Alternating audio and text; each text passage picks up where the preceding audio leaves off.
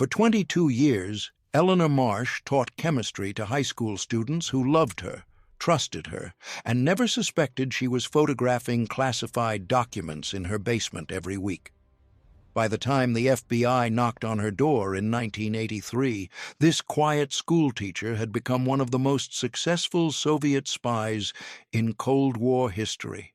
Eleanor Marsh walked through the doors of Thomas Jefferson High School every morning at 7:15, carrying a worn leather satchel filled with chemistry tests and lab reports. She was 34 years old in the spring of 1961, a woman whose life had settled into comfortable predictability after the chaos of divorce and widowhood. Her students knew her as the teacher who made the periodic table interesting, who could explain molecular bonds with a clarity that made even the struggling students understand. She lived alone in a small brick house in Alexandria, Virginia, 10 minutes from the school by bus. On Thursday evenings, she sang soprano in the choir at St. Mary's Episcopal Church. On Saturdays, she graded papers and tended her small garden. Her life was ordinary in every visible way, the kind of life that blended into the background of suburban America. In April of 1961, Eleanor attended a teachers' conference on science education at a hotel in downtown Washington. The conference hall smelled of coffee and chalk dust, filled with educators discussing new approaches to teaching chemistry and physics in the space age. During the lunch break, she found herself at a table with several other teachers and a man who introduced himself as Peter Volkov. He explained that he was part of a Soviet trade delegation interested in learning about American educational methods. Volkov was perhaps 45, with graying hair and intelligent eyes behind wire-rimmed glasses. He spoke excellent English with only a slight accent, and he seemed genuinely fascinated by Eleanor's description of her teaching techniques. They talked for nearly an hour about pedagogy, about how to make science accessible to young minds, about the differences between American and Soviet approaches to education. Eleanor found the conversation stimulating in a way her usual interactions were not. Before leaving, Volkov asked if she might be willing to share some of her curriculum materials. He said Soviet educators would be very interested to see how American teachers approached certain concepts. It seemed like an innocent request, a small contribution to international understanding during a time of tension. Eleanor agreed without hesitation. She gave him her school address and thought little more about it. It was simply a conversation with a colleague from another country, nothing more significant than the dozens of professional exchanges that happened at such conferences. 3 weeks later, a letter arrived at her school. It was from Volkov, thanking her for the conversation and asking if she might meet him again to discuss educational matters further. He suggested coffee at a cafe near DuPont Circle. Eleanor considered the invitation carefully. There was nothing improper about it, nothing that violated any rules she knew of. It was simply coffee with someone who shared her professional interests. She wrote back, agreeing to meet. The date was set for May 13th, a Saturday afternoon. Eleanor chose a blue dress and took the bus into the city, telling herself this was merely a continuation of their academic discussion. She had no way of knowing that this coffee meeting would be the first step in a journey that would last 22 years and end in federal prison. She was simply a schoolteacher meeting a foreign colleague to talk about chemistry and education. The trap was being set, but Eleanor Marsh could not see it yet. The coffee shop near DuPont Circle was quiet on that Saturday afternoon in May. Peter Volkov arrived exactly on time, carrying a folder of papers and wearing the same wire-rimmed glasses Eleanor remembered from the conference. They ordered coffee and settled into a corner booth. Volkov began by showing her examples of Soviet science textbooks, pointing out differences in how certain concepts were taught. Eleanor found herself drawn into the discussion, energized by talking with someone who took education as seriously as she did. Over the following months, the meetings continued. Every 3 or 4 weeks, Volkov would call the school and leave a message suggesting another coffee meeting. Sometimes he brought small gifts, Russian chocolates, or a book about Soviet achievements in space. The conversations gradually shifted from pure pedagogy to broader topics. They discussed politics, the arms race, the Berlin crisis that summer. Volkov never pushed too hard, but he planted seeds carefully. He spoke of Soviet desire for peace, of American aggression, of the military-industrial complex that President Eisenhower had warned about. Eleanor had her own doubts about American policy. Her husband, Thomas, had been killed in Korea in 1951, a war she had never fully understood.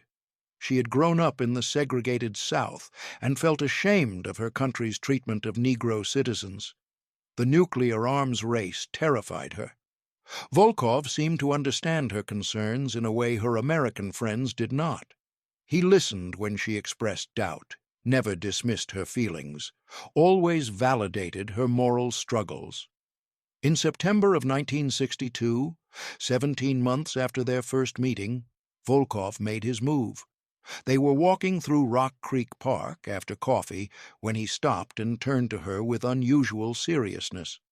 He said Soviet educators would pay well for information about how America trained its scientists and engineers. Nothing classified, nothing illegal, just curriculum materials and teaching approaches that would help Soviet schools improve. Eleanor hesitated. Something about the request felt different, more significant than their previous exchanges. But Volkov assured her it was perfectly reasonable that many American educators shared materials with foreign colleagues. He offered $300 for copies of her school's science curriculum and any materials she might have about technical training programs. The money was more than she made in a week of teaching. Eleanor thought about her mortgage, her aging car, the modest teacher's salary that never quite stretched far enough. She thought about the conversations they had shared, about the genuine respect Volkov seemed to have for her work and her opinions. She agreed. It seemed harmless enough, just educational materials, nothing that could possibly matter to national security.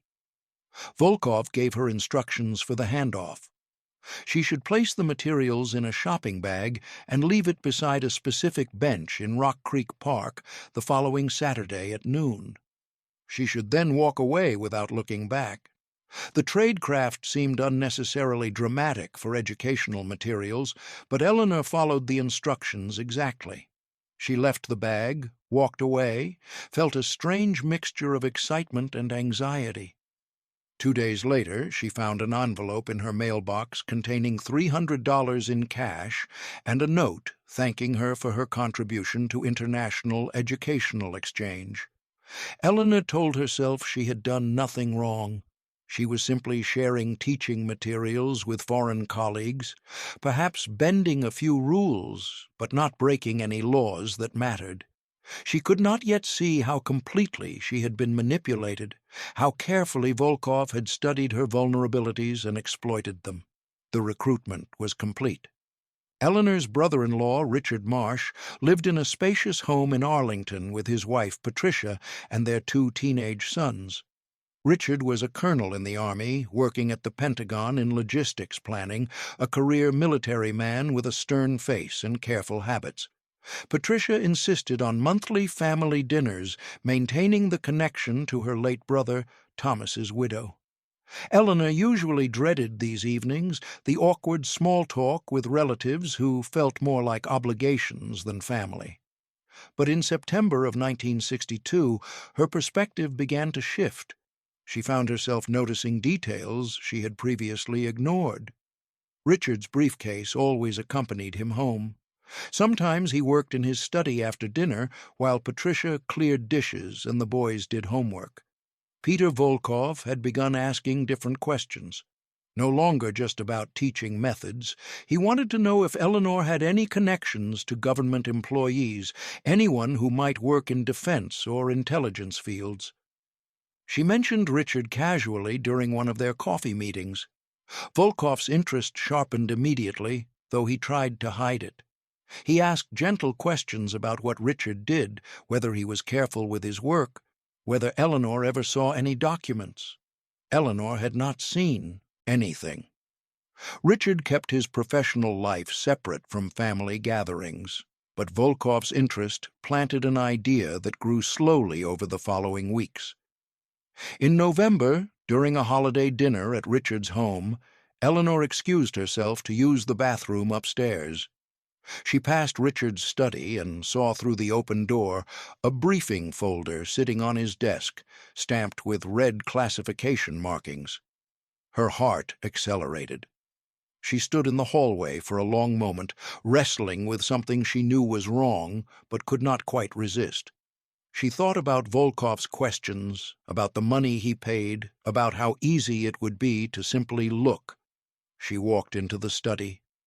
The folder contained logistics assessments for military supply routes in Southeast Asia. Nothing about nuclear weapons or battle plans, just analysis of transportation capacity and warehouse locations. Eleanor told herself this information could not possibly matter. It was administrative detail, not real secrets, but she also knew Volkov would pay well for it. 2 weeks later, during the December family dinner, Eleanor brought a small Minox camera hidden in her purse. Volkov had given it to her with careful instructions on how to photograph documents quickly and quietly. When Patricia called everyone to help serve dessert, Eleanor slipped upstairs. Richard's study door was open, a folder on his desk. Her hands shook as she photographed 6 pages, the camera making tiny clicking sounds that seemed impossibly loud in the quiet house. The entire operation took less than 15 minutes. She returned downstairs, helped serve pie, made conversation about Christmas shopping. No one noticed anything unusual. 3 days later, she delivered the film to a dead-drop location Volkov had specified, a hollow tree in Glover Archbold Park. The next week, an envelope arrived containing $500. Eleanor deposited nothing in her bank account. She kept the cash hidden inside hollowed-out chemistry textbooks in her basement, a growing stack of bills that represented something she could no longer pretend was innocent educational exchange.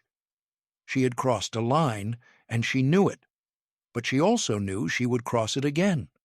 The money was good, but more than that, Volkov made her feel important, valued, like her actions mattered in some larger struggle for peace. She was no longer just a schoolteacher grading papers. She was someone with access, with capability, with purpose. The rationalization was complete. By the summer of 1965, Eleanor had photographed documents from Richard's study 14 times. She had developed a careful rhythm, memorizing which floorboards creaked, timing her absences to match bathroom visits, keeping the Minox camera in a small makeup case that explained its presence in her purse. The money accumulated in her basement, but she spent little of it. A few modest improvements to her house, a newer car, but nothing that would draw attention. She remained the quiet chemistry teacher who lived alone and sang in the church choir. Her handler had changed. Volkov disappeared in late 1963, replaced by a man who called himself Alexander Petrov. Petrov was younger, harder, more demanding. He wanted more frequent meetings, better quality intelligence, expansion of her access. Eleanor joined a church singles group that spring, telling herself she needed companionship, that her life had become too isolated. The group met Tuesday evenings at St. Mary's, awkward gatherings of divorced and widowed people attempting small talk over coffee and cookies. James Brennan attended the third meeting Eleanor went to. He was 42, a quiet man with thinning hair and a nervous smile. He worked for the National Security Agency, though he described it vaguely as government analysis work. They talked for 2 hours that first evening. James was lonely in the way Eleanor recognized from her own life, hungry for connection, grateful for attention. When he asked if she would like to have dinner sometime, she said yes. Petrov was pleased when Eleanor mentioned James during their next meeting. He asked careful questions about what James did, whether he discussed work, whether Eleanor thought the relationship might develop into something serious. Eleanor had not thought of James as an intelligence target. She liked him genuinely, appreciated his kindness and his dry sense of humor. But Petrov's interest made her see the relationship differently, made her aware of possibilities she had not considered. The relationship developed slowly. Dinner dates, weekend drives through the Virginia countryside, conversations that gradually became more intimate. James talked about his work in abstract terms, analyzing signals intelligence, helping track Soviet communications. After 3 months, James began staying overnight at Eleanor's house. In the darkness, in the vulnerability of early morning conversations, he talked more freely. Nothing directly classified, but patterns and problems, frustrations with bureaucracy, mentions of technical challenges his office faced. Eleanor listened carefully and remembered everything. She reported these conversations to Petrov, who pressed her for more details, more specifics about James's work and his colleagues. By the end of 1965, Eleanor was running 2 sources simultaneously. Richard provided strategic military planning documents. James provided insights into signals intelligence operations. She had become more valuable to Soviet intelligence than she had ever imagined possible. The money increased to $800 monthly. Petrov introduced her to more sophisticated tradecraft. Brush passes at the Smithsonian, where documents changed hands in crowds, signal sites using chalk marks on mailboxes to indicate when dead drops were loaded, a one-time pad for encrypted messages. Eleanor's life had split completely. At school, she taught the periodic table to teenagers who worried about grades and dates to the spring dance. In the evening, she practiced counter-surveillance techniques and photographed classified documents. The cognitive dissonance became routine. She no longer felt the sharp anxiety of her early operations. This was simply what she did, who she was. James never suspected. He trusted her completely, shared his life with her, talked about marriage occasionally. Eleanor deflected those conversations gently. She could not marry him, could not build that kind of future while living her double life, but she could not stop what she was doing either. By 1969, Eleanor Marsh had been passing secrets for 8 years. She was 42 years old, department head of science at Thomas Jefferson High School, respected by colleagues and beloved by students who appreciated her clear explanations and patient tutoring. Her relationship with James Brennan had ended in 1967. He had sensed something wrong, a distance he could not understand. When he pressed her about commitment, she broke things off cleanly. The loss of that source disappointed her handlers, but Richard's access had improved dramatically. Richard had been promoted to the Defense Intelligence Agency in 1968. His new position gave him oversight of intelligence assessments about Soviet military capabilities. The irony was not lost on Eleanor. She photographed American analyses of Soviet strengths and weaknesses, documents that allowed Soviet intelligence to understand exactly how much the United States knew about them. A new handler arrived in January of 1969. He introduced himself as Victor, though Eleanor knew by now that all the names were false. Victor was different from the others. He was a professional, a KGB officer who treated espionage as serious work requiring serious training. Victor taught her counter-surveillance techniques properly, how to spot surveillance teams, how to use public transportation to shake followers, how to vary her routines without appearing to vary them. He gave her escape protocols, telephone numbers to call in emergencies, addresses of safe houses in 3 different cities. The training felt ominous, an acknowledgment that her activities might eventually draw attention. But it also made her feel competent, professional, less like an amateur stumbling through dangerous work. Her payment increased to $800 monthly, though Eleanor barely noticed anymore. The money mattered less than the sense of purpose Victor reinforced during their meetings. He spoke of Soviet commitment to peace, of American imperialism in Vietnam, of the necessity of maintaining strategic balance to prevent nuclear war. Eleanor watched the Vietnam War on television news, saw protesters her own age marching against policies she considered insane. Her espionage felt justified by the broader context, a small contribution to preventing larger catastrophes. The dead drops became more sophisticated. Theodore Roosevelt Island, Glover Archbold Park, Rock Creek Park, each location used according to a rotating schedule. Eleanor learned to load and service drops quickly, never lingering, never showing interest in her surroundings.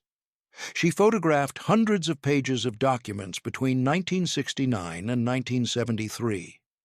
Strategic assessments, order of battle analyses, intelligence estimates about Soviet intentions.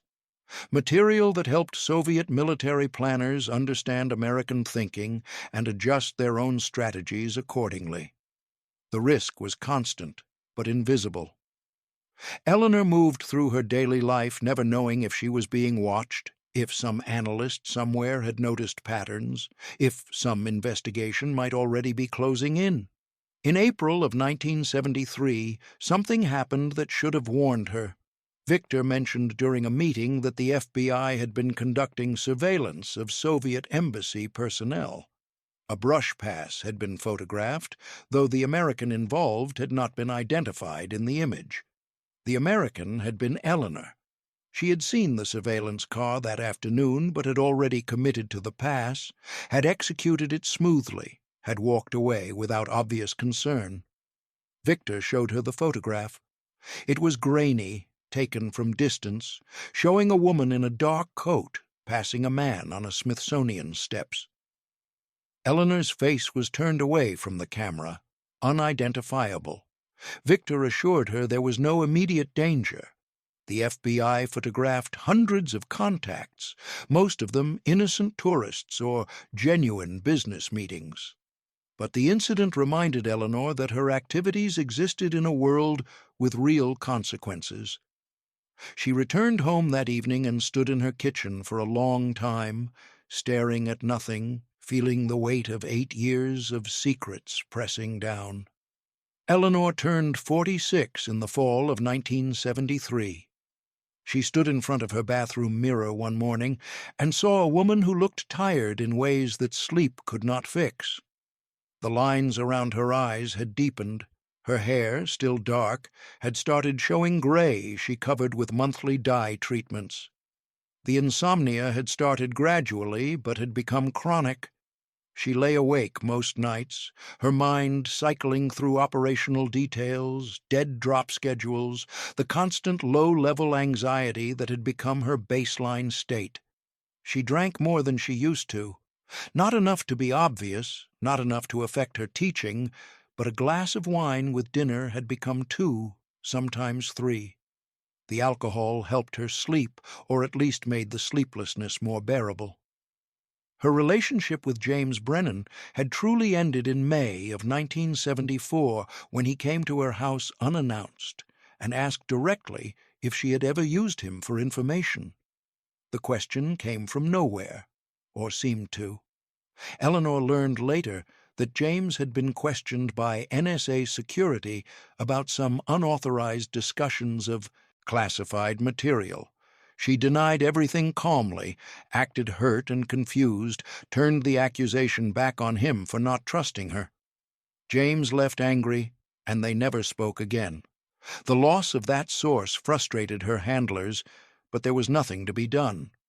Richard's wife died in December of 1974 after a brief illness. Richard became depressed, withdrawn, stopped bringing work home as frequently. The access Eleanor had relied on for over a decade diminished sharply. Victor pressured her to cultivate new sources. She tried, awkwardly, striking up conversations with people at church who mentioned government work, attempting to develop friendships that felt forced and artificial. She met Sarah Chen at a church service in March of 1975. Sarah worked at the State Department in an administrative role, nothing high-level but potentially useful. Eleanor invited her to lunch, and they met several times over the following months. But Sarah was guarded about work, properly trained in security protocols, and suspicious of Eleanor's questions, even when carefully phrased. The relationship never developed beyond superficial friendship and eventually faded. The operational security mistakes began small. In July of 1975, Eleanor used a payphone only 2 blocks from a dead drop site, violating the protocol of keeping communications and operations geographically separate. Victor reprimanded her sharply during their next meeting. In November, she nearly missed a scheduled dead drop because she had confused the dates, arriving a day late. The material had already been retrieved by a backup agent, but the mistake reflected deteriorating attention to detail. The FBI investigation into DIA leaks had been ongoing since 1972. Special Agent Donald Krieger led a counterintelligence team that had identified 15 possible sources within the agency and its immediate contractor network. Eleanor was not on the list. She was not a government employee, not a contractor, not someone who appeared in any database of cleared personnel. Her access came through family connection, invisible to investigators focused on formal security channels. But the net was forming even if she was not yet caught in it. The investigation was patient, methodical, analyzing patterns of compromised information, building timelines, waiting for mistakes. Eleanor knew none of this. She continued her teaching, continued her operations, continued the compartmentalized life that had become normal over 13 years. Her handlers had given her $15,000 in gold coins as emergency funds, buried in a waterproof container in her backyard beneath the rose bushes. The existence of those coins felt ominous, an acknowledgment that someday she might need to run. A new handler arrived in June of 1976. He introduced himself as Sergei, a name Eleanor knew was as false as all the others. Sergei was older, perhaps 55, with patient eyes and a manner that suggested long experience. He told her during their first meeting that her role was changing. After 15 years of active collection, she had become too valuable to risk on continued direct operations. Soviet intelligence wanted to preserve her for the long term. Her new function would be support. She would provide safe houses using her own home. She would store equipment for other agents. She would handle communications and film processing for Soviet illegals operating in the Washington area. Eleanor felt a strange mix of relief and disappointment. The reduction in active operations meant less immediate danger, but it also meant less importance, less of the sense of purpose that had sustained her through the anxiety and isolation.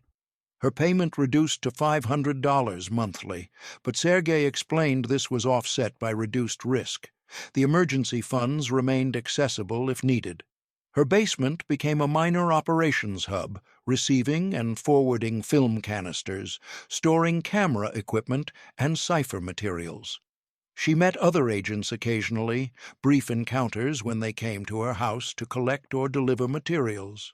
They used different names each time.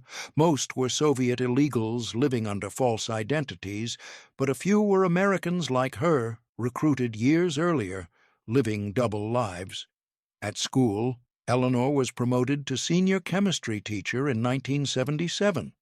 She supervised 3 other science teachers, mentored new faculty, served on curriculum committees. Her professional life had never been more successful. The students loved her.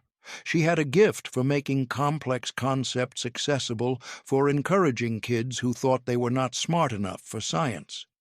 Several former students had written to tell her they had pursued science careers because of her teaching. The duality of her existence had become seamless. She was genuinely both people, the devoted teacher and the Soviet agent, without apparent contradiction. The cognitive dissonance that had troubled her early on had resolved into simple compartmentalization. The historical context shifted around her. Détente gave way to renewed tension after the Soviet invasion of Afghanistan in December of 1979.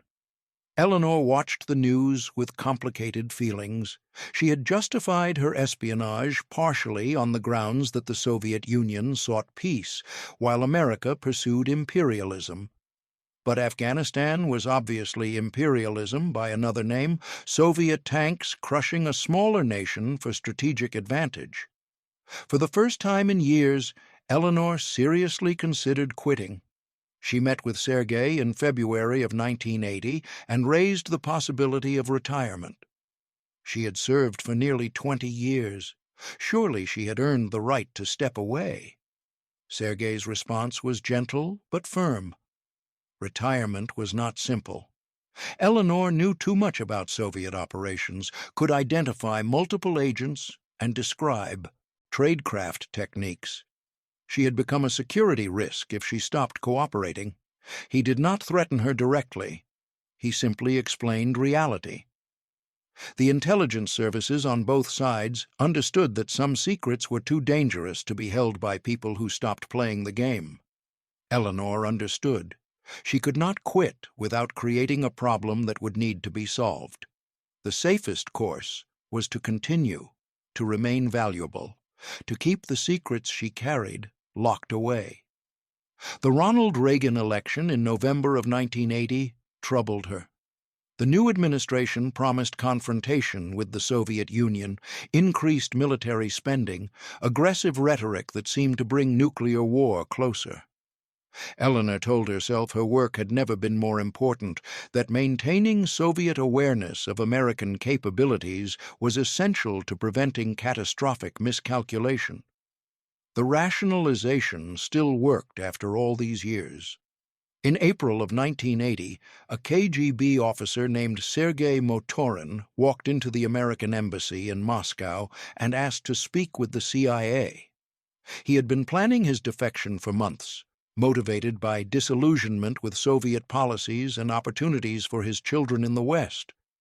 Motorin spent 6 weeks in debriefing, revealing details of KGB operations across Europe and North America. He did not know Eleanor Marsh's identity, had never heard her name or codename, but he described operational patterns in the Washington area, tradecraft signatures, the existence of long-term agents with access to defense intelligence. The CIA passed the information to the FBI in June. Special Agent Donald Krieger, now a senior supervisor in the Washington Field Office Counterintelligence Division, received a classified report outlining what Motorin had revealed. Krieger had been investigating DIA leaks since 1972. The defectors' information provided new angles, patterns that had not been visible before. Krieger formed a task force, gave it the codename Schoolhouse, a randomly generated identifier that would prove ironically appropriate. Eleanor knew nothing about any of this. She continued teaching chemistry to high school students, grading tests, supervising her department. In her other life, she stored equipment and handled communications for agents whose names she did not know. The FBI investigation intensified through the fall of 1980. Technical surveillance increased in neighborhoods where Soviet illegals were suspected of operating. Electronics specialists monitored unusual radio frequencies, looking for burst transmissions or coded signals. In November, Eleanor almost walked into an FBI surveillance team. She was servicing a dead drop at Rock Creek Park when she noticed a van parked in an unusual location, 2 men sitting inside with no apparent purpose. Her training kicked in automatically. She aborted the operation, walked past the drop site without stopping, took a complex route home using 3 different bus lines. The van might have been innocent, but she could not risk assuming that. She reported the incident to Sergei during their next meeting. He told her the surveillance was probably related to other operations, not targeted at her specifically. But he also told her to reduce her activities, to be more careful, to watch for repeated surveillance indicators. Richard Marsh retired from the Defense Intelligence Agency in January of 1981 and moved to Florida with his sons. The access that had been Eleanor's primary value for nearly 2 decades was gone. Without Richard, Eleanor was no longer an active collection asset. She was purely a support agent, useful for infrastructure but not for intelligence gathering. Her importance to Soviet operations had diminished significantly. Sergei went silent in February of 1981. 6 months passed with no contact, no dead drop servicing, no meetings. Eleanor experienced something like withdrawal, realizing how deeply her identity had become tied to her secret life. She taught her classes, tended her garden, sang in the church choir, but the routine felt empty, as if she were going through motions without purpose. The espionage had given her life meaning she could not find in normal activities. In August, Sergei made contact again. He apologized for the silence, explained it had been necessary while security concerns were evaluated. Operations would resume, but at reduced frequency. Eleanor felt relieved to be brought back into the fold, even knowing the danger, even understanding the long-term impossibility of her situation. She needed this, needed to be part of something larger than teaching chemistry to teenagers. She was 54 years old and had been a Soviet agent for 20 years. The person she had been before recruitment felt like someone else entirely, a naive woman who could not have understood the path she would walk. The FBI's schoolhouse investigation continued methodically, building files, analyzing patterns, waiting patiently for the mistake that would identify their target. The breakthrough came from an unexpected direction. In November of 1981, an FBI analyst named Rebecca Torres was reviewing computerized records of compromised intelligence, looking for patterns that human investigators might miss. She cross-referenced dates when specific documents had been leaked with publicly available information about school calendars, federal holidays, and vacation periods. The pattern that emerged was subtle but significant. Leaks occurred almost exclusively during the academic year. Summer months from June through August showed dramatically reduced activity. Spring break, winter holidays, and other school vacation periods also correlated with operational pauses. Torres presented her findings to the Schoolhouse Task Force in December. Special Agent Krieger saw the implications immediately. Their target was not a government employee working regular hours. It was someone whose schedule followed the academic calendar. The suspect pool expanded dramatically. Teachers, administrators, school support staff. But it also narrowed geographically. The leaks involved DIA material, which suggested someone with family or social connections to Defense Intelligence personnel in the Washington area. Krieger's team began building a new database. They identified 43 individuals who worked in education and had family members with security clearances in defense or intelligence agencies. Eleanor Marsh was on that list. Her name appeared because Richard Marsh had listed her as next of kin on his personnel files. The connection was there in bureaucratic records, waiting to be found. Background investigations began in January of 1982. Nothing invasive yet, just reviewing publicly available information, credit reports, tax records. Eleanor's finances showed nothing unusual. Teacher's salary, modest expenses, no suspicious deposits or purchases. In March, Krieger authorized physical surveillance. Teams rotated watching Eleanor's home and following her daily movements. They photographed her going to school, shopping for groceries, attending church services.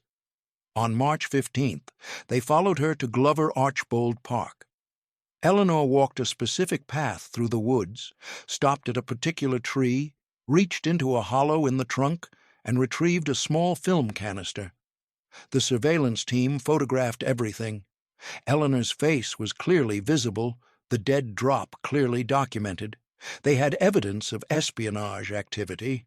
But Krieger made a critical decision. They would not arrest Eleanor immediately.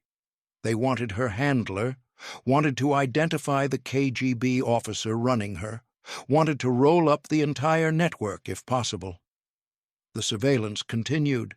Eleanor was unaware she had been identified, unaware that every movement was being documented, unaware that teams rotated shifts watching her home and tracking her activities. She felt the pressure without understanding its source. Anxiety increased, sleep worsened. She made small mistakes, violated protocols she normally followed carefully. In May, she missed a scheduled meeting with Sergei, confused about the date. She used a payphone too close to her home for a communications check. She took a direct route to a dead drop instead of using counter-surveillance protocols. The mistakes multiplied as stress accumulated. Sergei noticed during their June meeting, asked if something was wrong, if she felt surveillance pressure. Eleanor denied it, claimed she was simply tired, stressed by end-of-school-year demands. But Sergei was experienced enough to recognize the signs. Something had changed. He reported his concerns through channels, and Moscow Center began considering extraction options. The FBI wiretapped Eleanor's home phone in July, warrant approved through the Foreign Intelligence Surveillance Court. They heard nothing incriminating. Eleanor never discussed operations at home, never made calls related to espionage from her residence. But the tap did capture her daily life, and the contrast was striking. The woman on the recordings sounded like any middle-aged teacher, talking to colleagues about lesson plans, calling repair services for household maintenance, ordering books from catalogs. Krieger listened to some of the recordings personally. He found the ordinariness unsettling, the gap between Eleanor's public life and her secret activities. She was not a monster, just a person who had made certain choices and then lived with them for 2 decades. In September of 1982, Moscow Center made a decision. Eleanor Marsh had become a liability. The FBI investigation was closing in, surveillance was evident, and her operational security had deteriorated. They would exfiltrate her to the Soviet Union before arrest became inevitable. The plan involved travel to Mexico City during Christmas break, then to Cuba, finally to Moscow. She would live out her remaining years in safety, pensioned by grateful Soviet intelligence. Sergei presented the plan during an October meeting at the National Gallery of Art. They stood in front of a Monet, pretending to admire water lilies while discussing Eleanor's extraction. Eleanor felt panic rising in her chest. Leave America, leave her home, her school, her students, everything she knew. Become a refugee in a country whose language she did not speak, whose culture was completely foreign. She told Sergei she needed time to consider. He was sympathetic, but firm. Time was the one thing they did not have. The FBI was closing in. Arrest was inevitable unless she left the country. Eleanor went home that night and sat in her kitchen until dawn, trying to imagine life in Moscow. A small apartment in some anonymous building, a pension that would keep her fed but never comfortable, no family, no friends, no connection to anything familiar. But the alternative was arrest, trial, life imprisonment. She had seen enough spy cases to know what happened to convicted traitors. She would die in a federal prison, forgotten and despised. She called Sergei at a prearranged number and agreed to the extraction plan. He gave her instructions. Tell the school she needed medical leave for spring semester. Create a cover story about treatment for a serious condition. Prepare to leave in December. Eleanor submitted the leave request in early November, citing a medical issue she described vaguely as requiring specialist treatment. The principal approved sympathetically, telling her to take whatever time she needed. The FBI watched all of this with interest. The medical leave seemed suspicious, timed oddly, explained vaguely. Krieger suspected it might be preparation for flight. He made his own decision. They could not wait any longer. The risk of losing Eleanor was too high. They had sufficient evidence for arrest, even if they had not yet identified her current handler. On December 18th, Eleanor met Victor in the National Gallery for final instructions and payment. Victor was the handler she had worked with years earlier, brought back for the extraction operation. The FBI surveillance team photographed the entire meeting. Victor was identified as Yuri Konstantinovich Baranov, a KGB Line KR officer operating under diplomatic cover at the Soviet embassy. They photographed Victor handing Eleanor an envelope, photographed them in deep conversation, photographed them leaving separately. The evidence was complete. Krieger spent Christmas preparing the arrest operation. Federal prosecutors reviewed the evidence, confirmed it was sufficient for espionage charges. Arrest warrants were prepared. A search warrant for Eleanor's home was drafted and approved. Eleanor spent Christmas alone, packing carefully for what she thought would be medical travel, but was actually defection. She sorted through possessions, deciding what could be taken in one suitcase, saying silent goodbyes to everything else. She taught her last classes before winter break on December 22nd. Her students gave her a card signed by everyone, wishing her well with her treatment.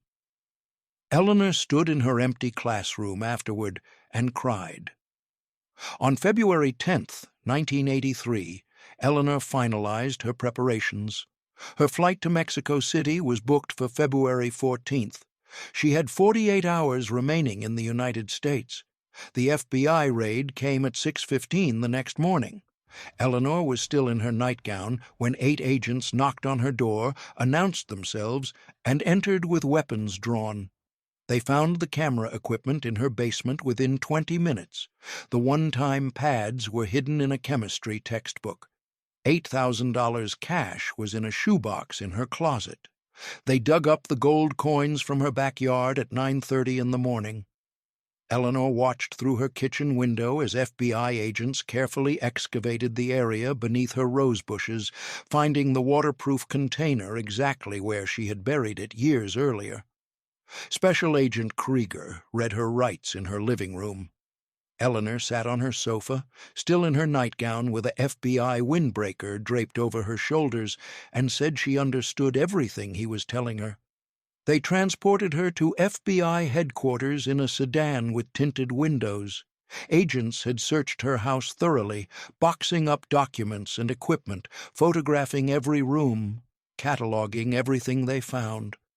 The interrogation began that afternoon. Eleanor sat across from Krieger in a windowless room and felt something break inside her. She had carried secrets for 22 years, had lived in constant tension, had compartmentalized her life so completely that both identities felt equally real. When Krieger asked if she wanted a lawyer, she said yes, but then started talking anyway. The relief of confession overwhelmed calculation. She was tired, so profoundly tired, tired of pretending and hiding and living in fear. She told them everything, how Peter Volkov had recruited her in 1961, how the relationship had progressed from educational materials to classified documents, how she had exploited access through Richard Marsh and James Brennan. The debriefing lasted 6 days. Different agents rotated through, asking questions, taking notes, recording everything. Eleanor described tradecraft techniques, dead drop locations, handler identities as she knew them, the structure of Soviet intelligence operations as she understood it. She identified 3 other Americans she had supported or helped cultivate, though she knew them only by first names and physical descriptions. FBI investigations were opened immediately on those leads. The damage assessment took weeks. Analysts reviewed what Eleanor had passed over 2 decades, trying to calculate the harm.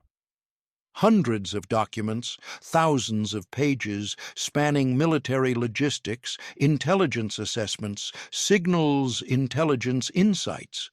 The conclusion was that damage was significant, but not catastrophic. Eleanor had never had access to nuclear weapons information, had never compromised agent identities, had never betrayed tactical military plans that would endanger American lives directly. But she had given the Soviet Union insights into American strategic thinking, had revealed how U.S. intelligence assessed Soviet capabilities, had compromised communications security in ways that took years to repair. Federal prosecutors offered a deal: plead guilty, cooperate fully, receive life imprisonment without possibility of parole. The alternative was trial and potential death penalty consideration for espionage during wartime, as Korea and Vietnam had never formally ended. Eleanor accepted the deal in April. She stood in federal court and said guilty to conspiracy to commit espionage, to unauthorized disclosure of classified information, to being an unregistered agent of a foreign government. The media discovered the story and it exploded. The chemistry teacher spy became a national scandal. Reporters found her school photo, interviewed former students, dug into her background. Her students were shocked. The teenagers who had learned about molecular structure and chemical reactions from Miss Marsh could not reconcile the patient teacher with the Soviet spy. Several gave interviews saying she had been the best teacher they ever had. The trial judge sentenced her in August to life imprisonment without possibility of parole. Eleanor stood silent as the sentence was read, showing no emotion, accepting the consequence of choices made across 22 years. Richard Marsh died of a heart attack 2 weeks later. His sons told reporters that learning his sister-in-law had betrayed his trust for 2 decades had destroyed him. He had never suspected, had welcomed her into his home, had treated her as family. Eleanor was transported to Federal Correctional Institution Alderson in West Virginia. She was 56 years old and would spend the rest of her life in prison. Eleanor Marsh had been in federal prison for 3 months when Special Agent Donald Krieger visited her for a follow-up interview. They sat across from each other in a small room, separated by a table, and Krieger asked questions about details still unclear in the investigation. Afterward, Krieger asked her something that was not part of his official duties. He wanted to understand why she had done it, what had made a high school teacher become a Soviet spy for 22 years. Eleanor was quiet for a long time. Then she said the recruitment had been gradual, so subtle she had not recognized it was happening. By the time she understood what she had become, she was already committed, already complicit, already trapped. She talked about ideology, how Peter Volkov had nurtured her doubts about American policy, had made Soviet positions seem reasonable and moral. She talked about her husband's death in Korea, about segregation in the South, about nuclear weapons that could end civilization. But she also admitted those justifications had been convenient rationalizations. The truth was more complicated and less noble. She had been lonely, had wanted to feel important, had enjoyed the secret knowledge that set her apart from ordinary people around her. Krieger listened without judgment. He had worked counterintelligence long enough to understand that traitors were rarely simple villains.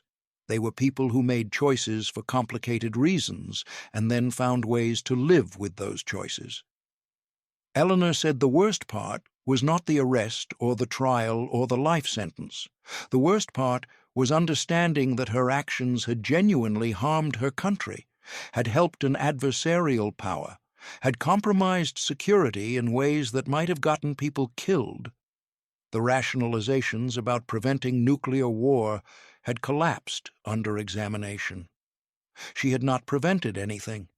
She had simply betrayed trust for money and ego and a sense of purpose she could not find in ordinary life. Years passed slowly in prison. Eleanor worked in the library, taught GED classes to younger inmates who needed high school equivalency credentials. The irony was not lost on her. She had been a teacher before prison and remained a teacher in prison, though her students were now women convicted of various crimes. She was good at it, patient, clear in her explanations, encouraging to students who had been failed by earlier educational systems. Several women wrote to her after release, thanking her for helping them pass the exam and improve their lives. Eleanor aged quietly behind walls. Her hair went completely gray and then white. She developed arthritis in her hands, making it harder to write. The prison doctor treated her for high blood pressure and depression. Former students occasionally wrote to her, confused letters asking why she had done what she did. Eleanor answered honestly when she could, trying to explain choices that perhaps could not be explained satisfactorily. One former student, now a chemistry professor himself, visited her in 1995. He told her she had inspired his career, that her teaching had changed his life. But he also said he felt betrayed, that learning about her espionage had made him question everything she had taught him. Eleanor understood. She told him the chemistry had been real, that she had loved teaching and had been genuinely good at it. The spy work had been separate, compartmentalized, a different person living a different life. But she knew that explanation was insufficient. The betrayal was real, even if the teaching had also been real. Both things were true simultaneously, and the contradiction could not be resolved. Richard's sons never contacted her. James Brennan never responded to the letter she sent apologizing for using him. The isolation was complete and permanent, a consequence she accepted as just. Eleanor Marsh died in prison on March 7, 1997. She was 69 years old. The cause was heart failure, sudden but not unexpected given her medical history. A guard found her in her cell during morning rounds, sitting in her chair as if she had simply fallen asleep. There was no funeral service. Her body was cremated according to the instructions she had left with the prison chaplain. No family claimed her remains. No former students or colleagues attended any memorial. The prison chaplain, a kind woman who had known Eleanor for years, arranged a small prayer service in the chapel. 5 inmates attended, women Eleanor had taught in the GED program. They spoke briefly about how patient she had been, how she had helped them when other teachers had given up. The media barely noticed her death. A few newspapers ran brief obituaries noting that the chemistry teacher spy had died in federal prison after serving 14 years of a life sentence. The stories recapped her case, the 22 years of espionage, the damage she had caused. Special Agent Donald Krieger, retired from the FBI by then, read about her death in the Washington Post. He thought about the case for the first time in years, remembered the woman sitting across from him in the interrogation room, exhausted and relieved to finally stop lying. He had worked counterintelligence for 30 years and had investigated dozens of espionage cases. Eleanor's had stayed with him because of its ordinariness. She had not been a disgruntled intelligence officer or a mercenary selling secrets for money. She had been a schoolteacher who made choices that seemed small at first and then became impossible to undo. At Thomas Jefferson High School, chemistry was still taught in the same classroom Eleanor had used for 20 years. The current teacher, a young man fresh from graduate school, knew nothing about the room's history. Students learned about atomic structure, chemical bonds, reaction kinetics.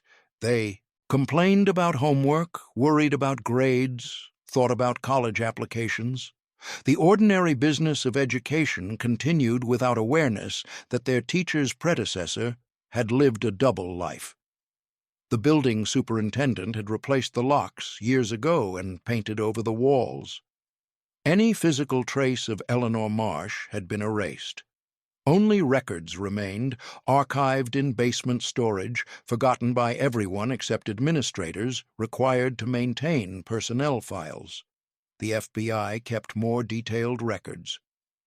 Eleanor's case file remained classified, stored in secure facilities along with thousands of other counterintelligence investigations from the Cold War. Analysts occasionally reviewed it for training purposes, using her case to teach new agents about long-term penetrations and recruitment techniques. The gold coins buried in her backyard had been entered as evidence and eventually sold at auction. The camera equipment went to FBI laboratories for study. The one-time pads were analyzed by cryptographers and then destroyed. Her house in Alexandria sold 18 months after her arrest. The new owners never knew about its history.